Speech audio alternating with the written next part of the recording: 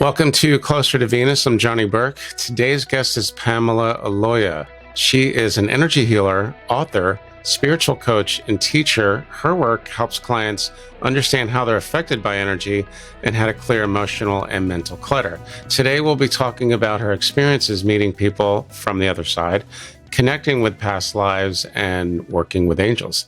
Pamela, welcome to the program. Thank you very much for having me. I'm excited to be here, Johnny.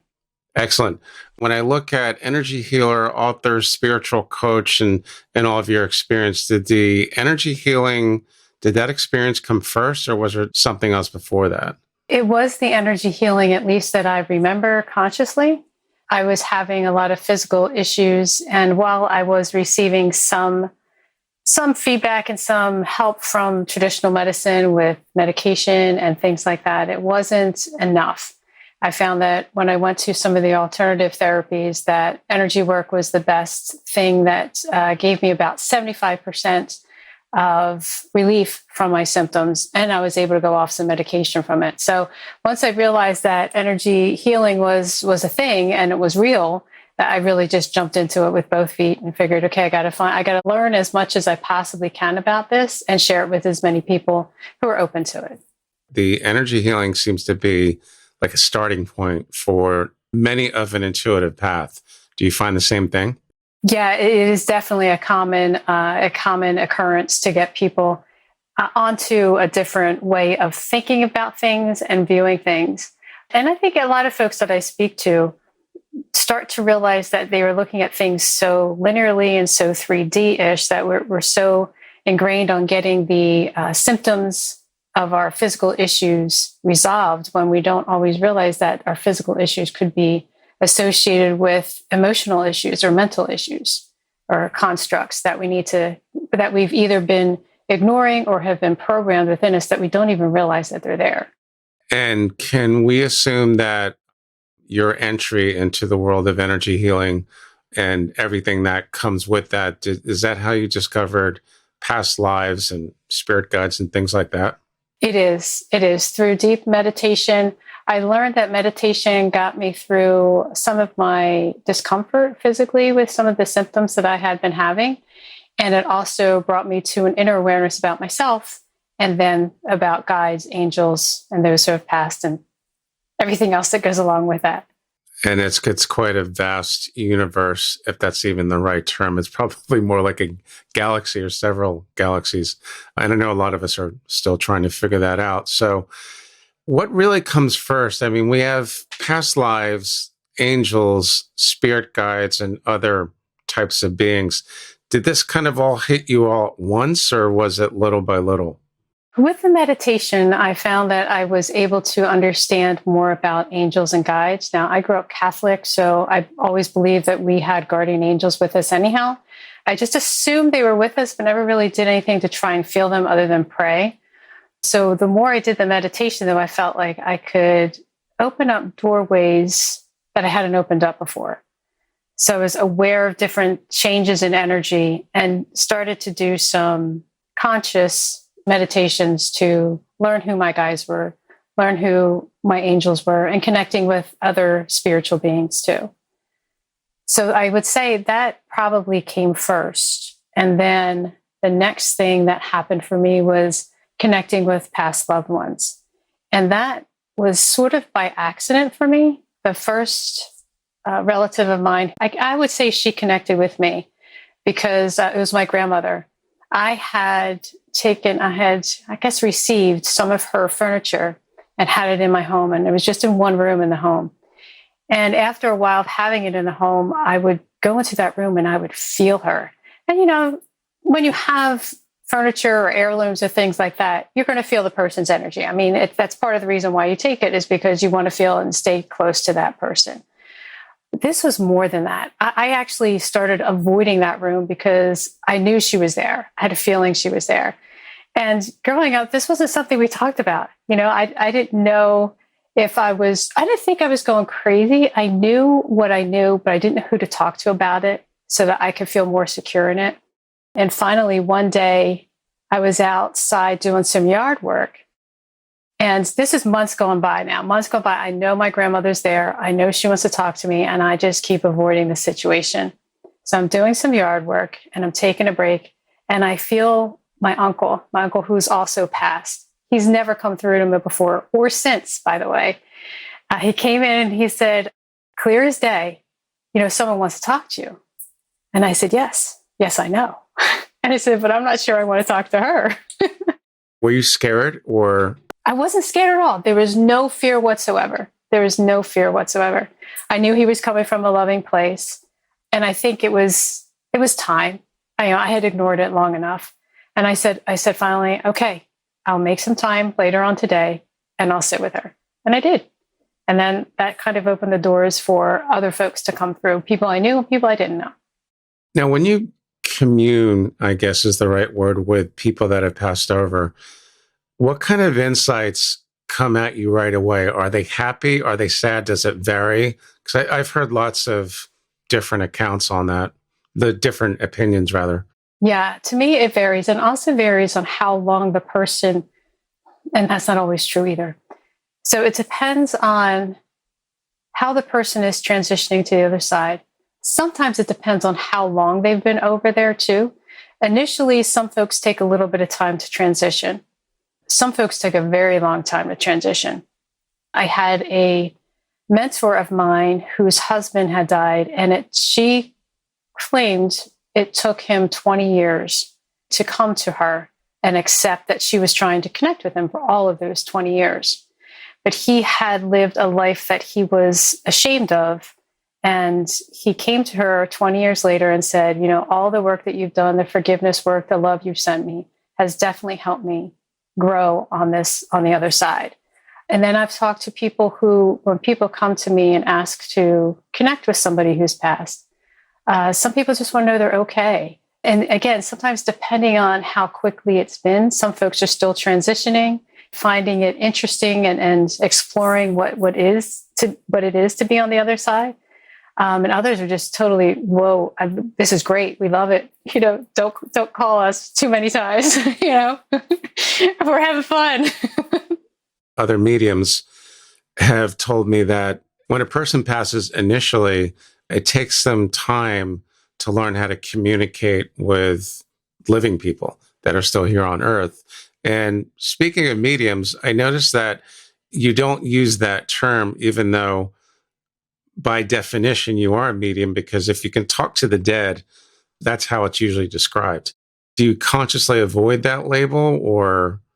I may consciously avoid that. I think part of that is because, to me, people who have crossed over and being able to connect with those folks as well as spiritual beings, to me, it's all the same. It's a different, it's a different vibration if you can tap into the different levels of vibration. So to me, it's more than mediumship. I don't really segregate the two. I could.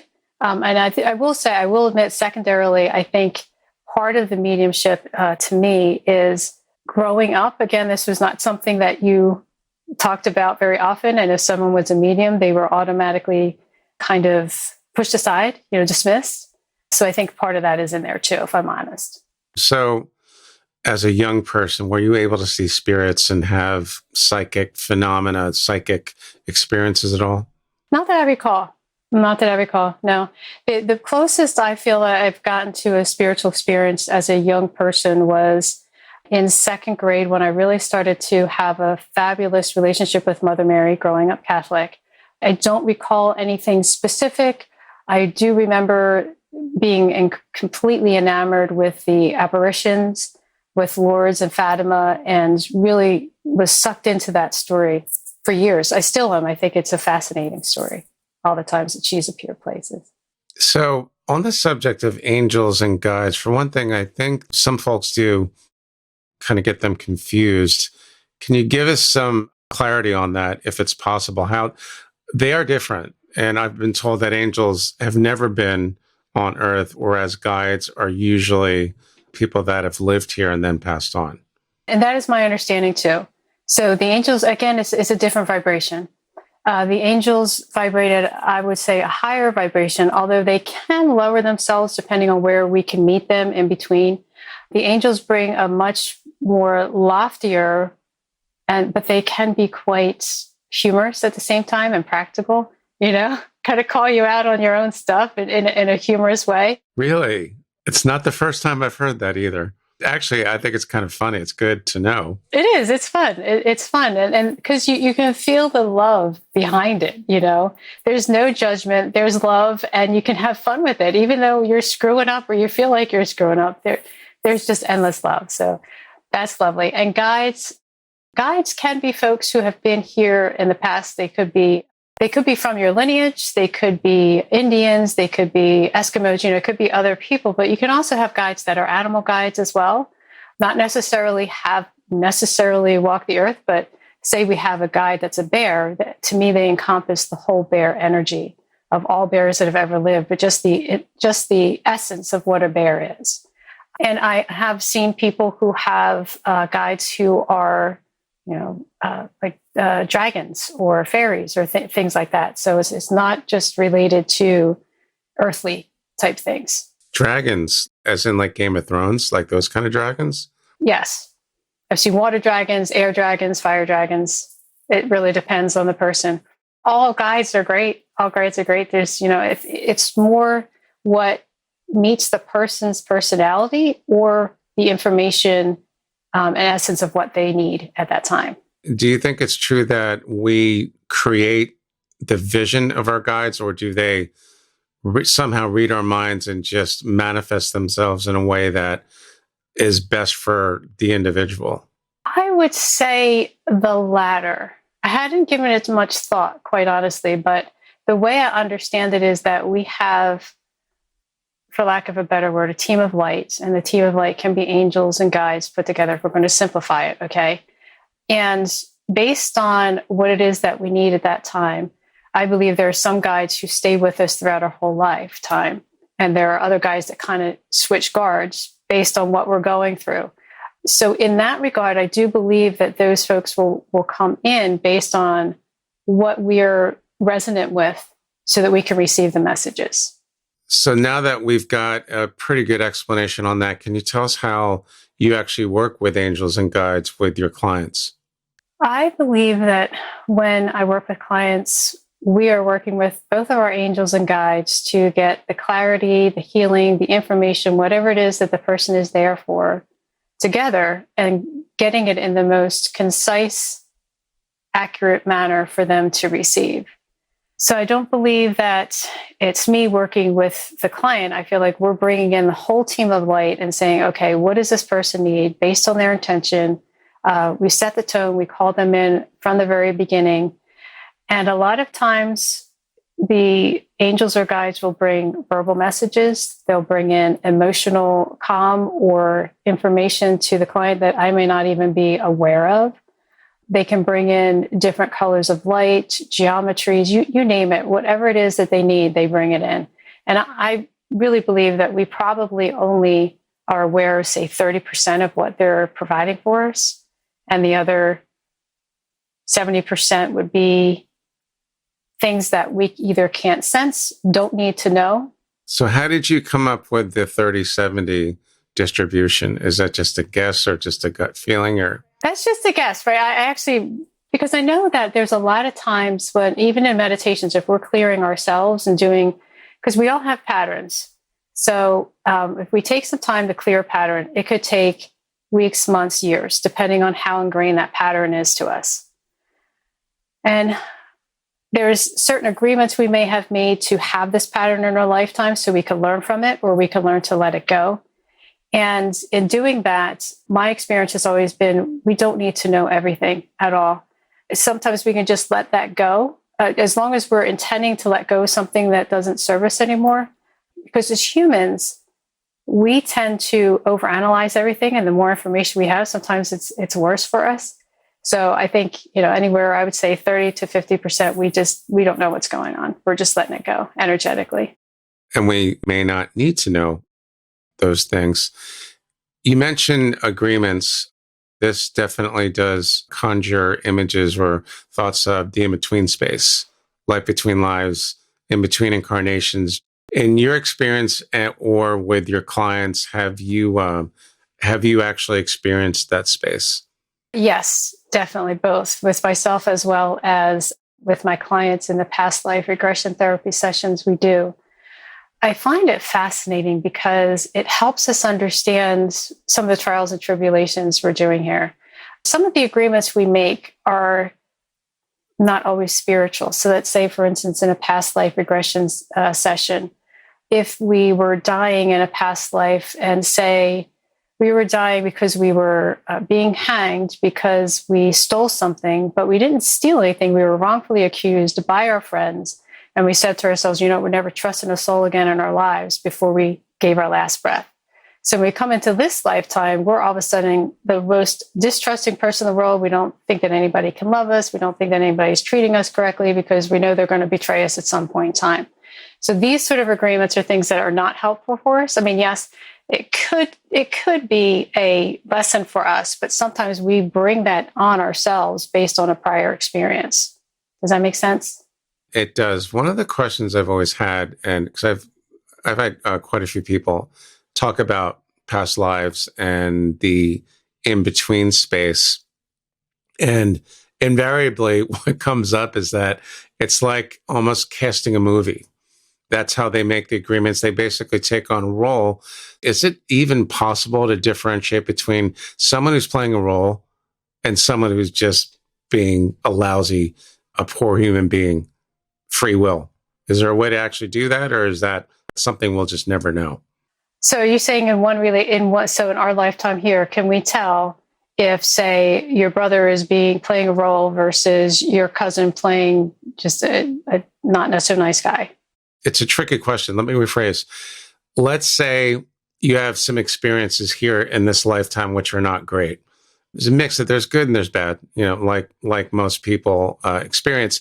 You get to the in-between space and you talk to guides or whoever is there. Do you discover there what roles the soul family, the members had?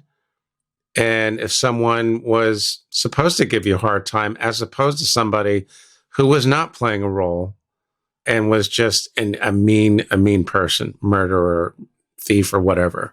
Is there a way to really figure that out, or do we even need to know? In my experience, most of the times that we get to that space where we're talking about who played what role, that is really all we talk about because those were the most important ones.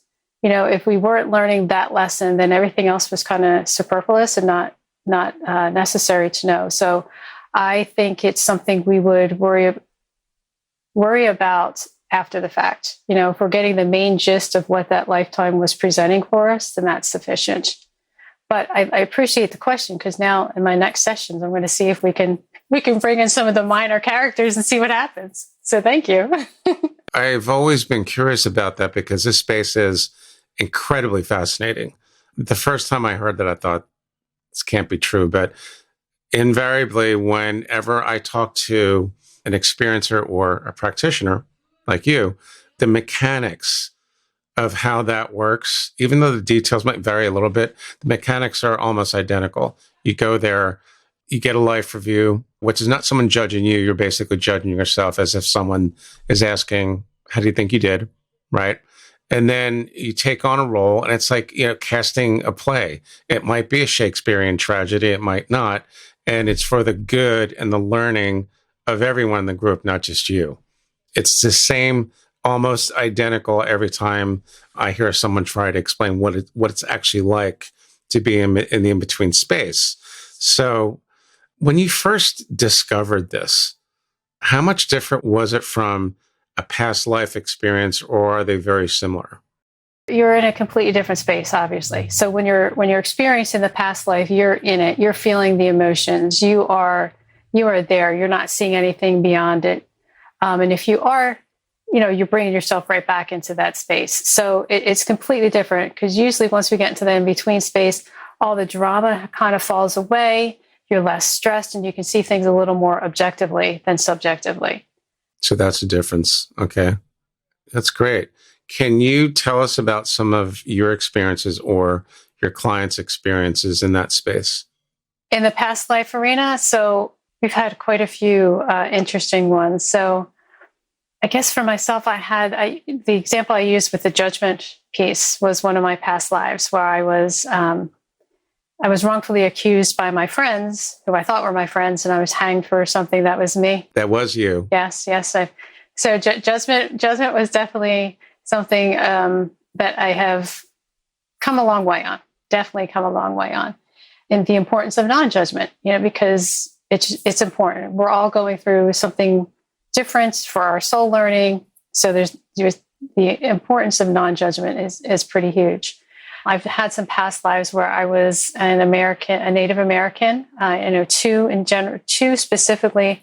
One, it was very interesting. It was all I needed to know from that lifetime was that me and my sister in that lifetime were just joyous and lovely, and we wound up growing old together. But that sister in that lifetime is now a very dear friend of mine here, which is lovely. I was just about to ask you that. Like, what is it like if you recognize someone in this life that you've shared lives with before? It's like you picked up and you meet this person and all of a sudden everything clicks. You did not, like, why do I get along so well with this person? I just met her for 20 minutes and we know each other's life story. It's a connection that doesn't fade, I don't think. But I also believe it is true for what role she was planning to play in this lifetime, right? So maybe she was we're both here to support each other.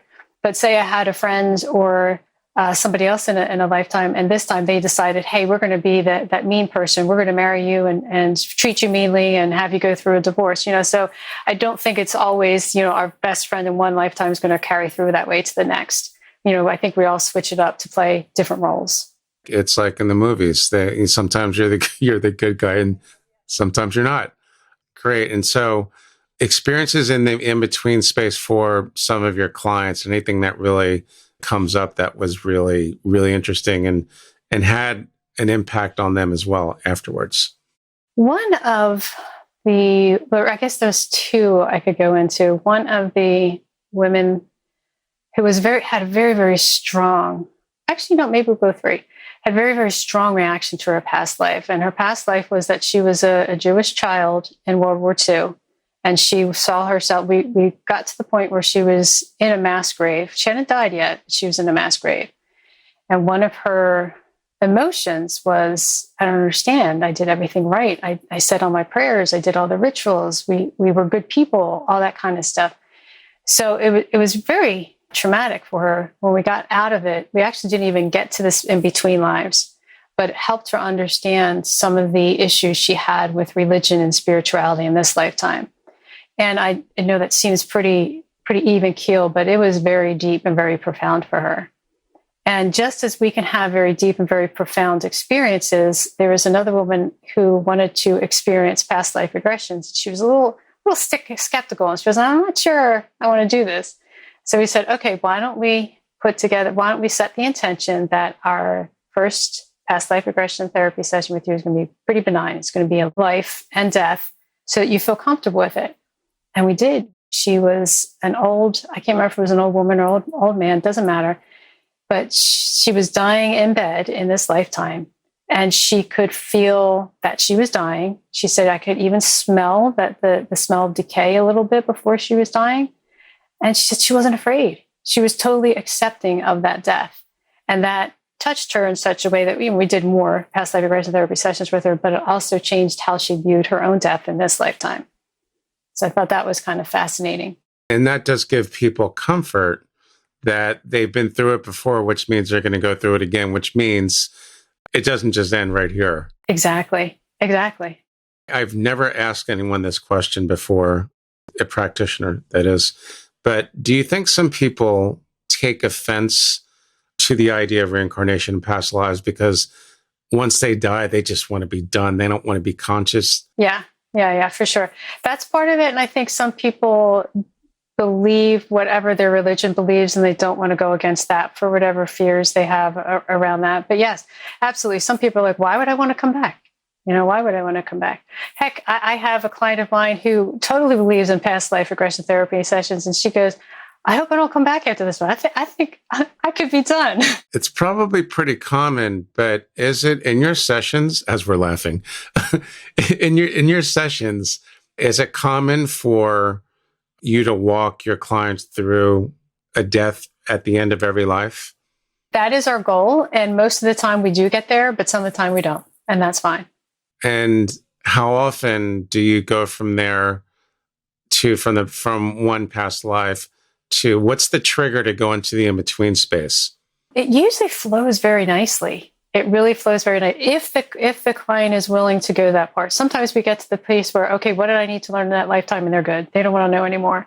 But I'm finding a lot of people really creative. They want to know, what was the plan? Why did we do it this way? Why did she have to come and do this? Why did he have to come and do this? So yeah, it's to me, it's just another level of, and I kind of see it going up. So the way I see it is that once we leave this life, we kind of go up into this little area where we meet our guides and everything. And then we go a little further up to say, okay, how did we plan on this? What's the big orchestration going on? So what do we have to do to keep from coming back here? When I say keep from coming back, I'm not saying consciousness ends. I'm saying we ascend. We go towards the light or become more like light beings so we don't have to reincarnate anymore. I have to say, I'm still figuring that one out. I would love to know. If you find anything out, please let me know. Thanks, but I don't have the spiritual authority to really tell anyone anything. I'm just a messenger. I don't even know how to meditate, but I have a pretty good gut feeling when, someone's truthful and when they're making something up. That's all I can tell anyone. But yeah, I will definitely keep that in mind. So at the beginning of the episode, you did mention something about 3D, which when you talk about 3D, the inevitable discussion is about 3D to 4D and 5D and beyond. What have you learned about ascension or going to the light or how we're supposed to raise our vibe? Or is that even relevant to your path?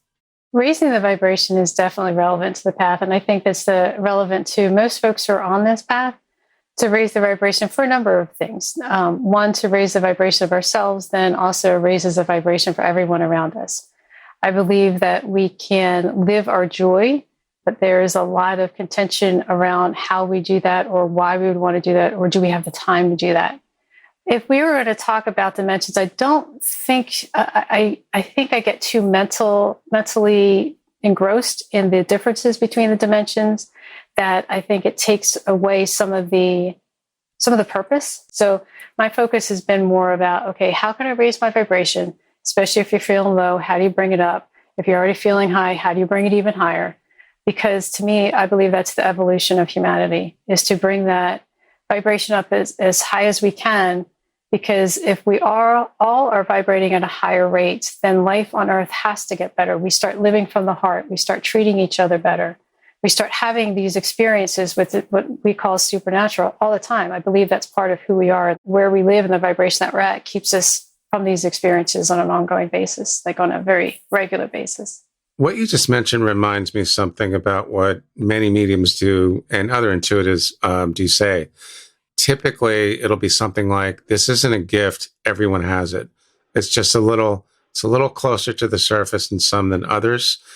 Is it possible that we were once a very advanced civilization, thousands and thousands of years ago, where we lived in a fifth dimension type civilization where telepathy was common? Did you get a glimpse of any of that in any of your past life experiences or that of your clients? So I agree.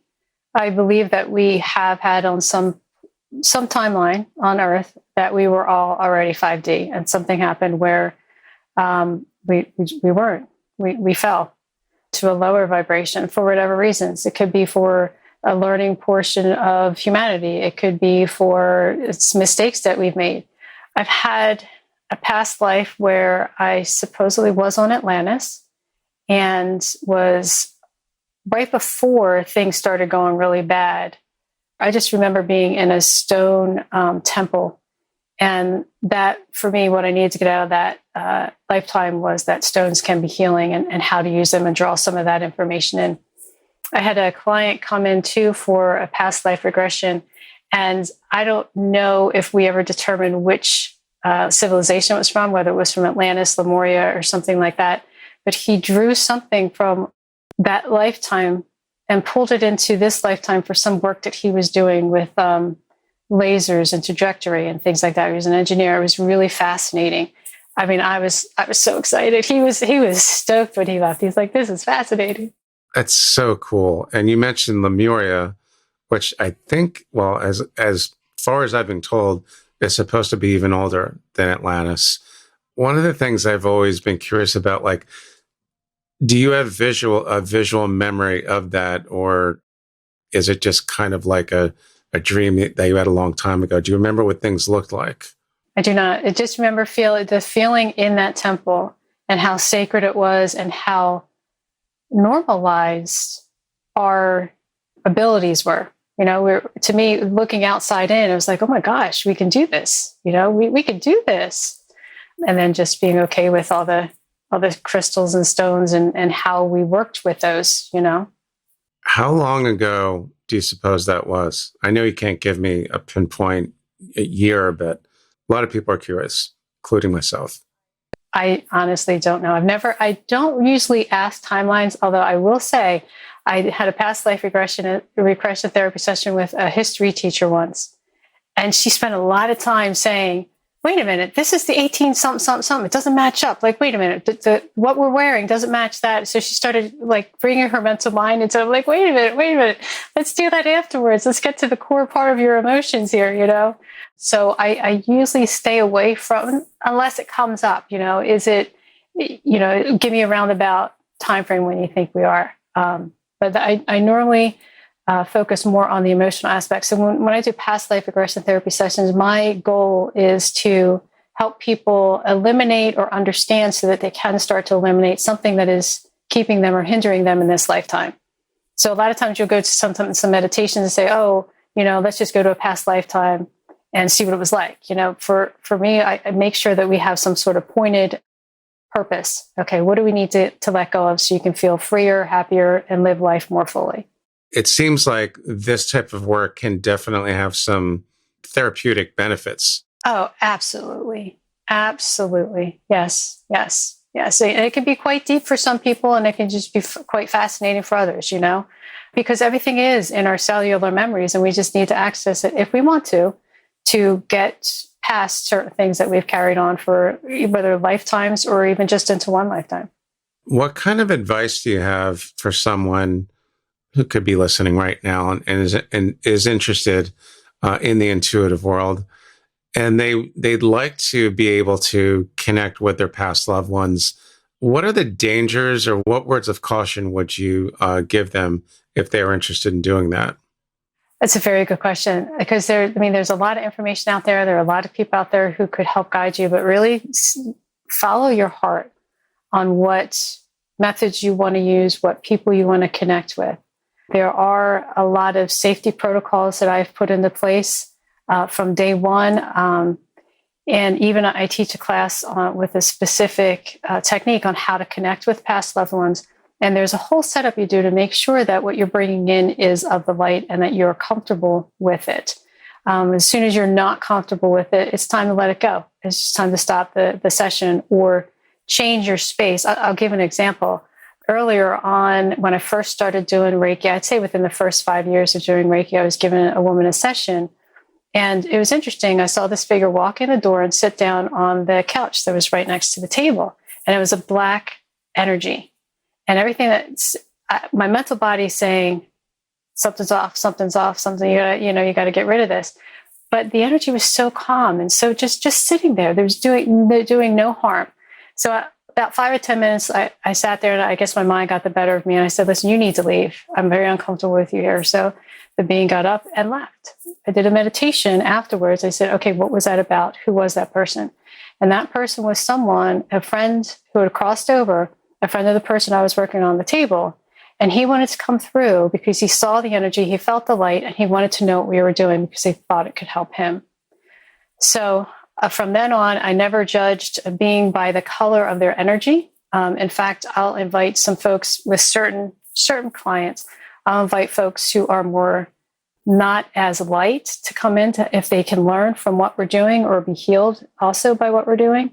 I'll invite them in, of course, a little off to the side so they're not in our space, because I feel like we can uplift those folks as well. So it's really important to not judge a book by its cover, because there are also some light beings who come through. You think they're light, and then you look past the light and they're not so light. So there's a whole thing of, I don't like to use the word protection, but it is. You put an intention up there that you are safe and secure, and nothing but love and light are going to come through. So yes, I think it's very important. So good question to ask, especially for folks beginning. Yeah. Right. So anything else you can share about safety protocols? Because I'm sure there are a lot of curious folks out there, and I've heard quite a few cautionary tales from mediumistic types that essentially are saying this is not for amateurs. And you got to know, you have to know what you're doing, and protection is very, very important. It is. There's lots of ways you can do that. You can bring in light. You can say a prayer. You can ask angels for help. There are crystals that can assist too. I think you don't always need to have an actual crystal with you. You can ask for the energy of the crystal to be with you.